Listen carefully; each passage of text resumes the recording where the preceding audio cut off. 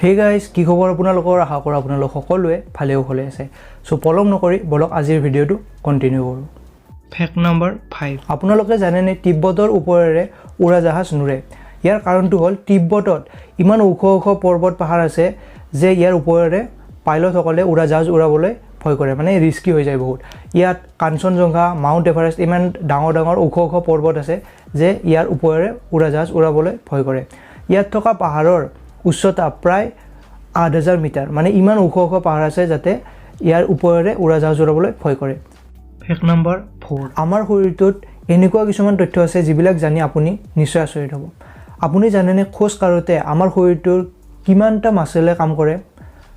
আমি যেতিয়া খোজ কাঢ়ো তেতিয়া আমি যেতিয়া প্ৰতি খোজত আমাৰ শৰীৰৰ 200টা মাসলে কাম কৰে ফেক্ট নম্বৰ 3 আমি প্ৰায় সকলোৱে নাসাৰ বিষয়ে জানো নাসা হ'ল আমেৰিকাৰ অৱস্থিত মহাকাশ জগতৰ ওপৰত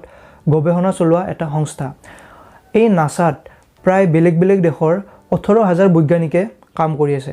আপুনি জানেনে এই 18000 বৈজ্ঞানিকৰ ভিতৰত প্ৰায় 6500 গৰাকী আমাৰ ভাৰতীয় মূলৰ যি বৈজ্ঞানিক সেই বৈজ্ঞানিকে নাসাত কাম কৰি আছে অৰ্থাৎ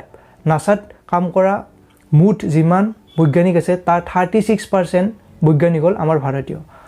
ফেক্ট নম্বৰ 2 আমি যেতিয়া দোকানৰ পৰা কোনো পানী বটল কিনি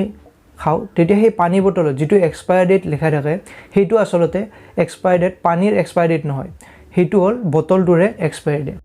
ফেক্ট নম্বৰ 1 আমি প্ৰায় সকলোৱে আম খাই ভাল পাওঁ আম এনেকুৱা এবিধ ফল যি প্ৰায় সকলোৱে ভাল পায় কিন্তু আপুনি জানেনে এই আমৰ উদ্ভাৱন কোন ঠাইত হৈছিল আজিৰ পৰা প্ৰায় 5000 বছৰ আগতে আমাৰ ভাৰতবৰ্ষতে এই আমৰ উদ্ভাৱন কৰা হৈছিল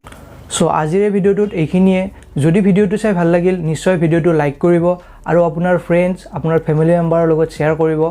আৰু তলত কমেন্ট কৰি জনাব কোন কেটা ফেক্ট জানি আপোনাৰ ভাল লাগিল আৰু প্ৰথমবাৰৰ কাৰণে যদি আমাৰ এই চেনেলটো ভিজিট কৰিছে সো প্লিজ আমাৰ চেনেলটো সাবস্ক্ৰাইব কৰিব আৰু কাষত থকা বেল আইকনটো প্ৰেছ কৰিব নাপাহৰিব তো আকৌ লগ পাম এটা নতুন ভিডিওৰ লগত নতুন টপিকৰ লগত তেতিয়ালৈ বাই বাই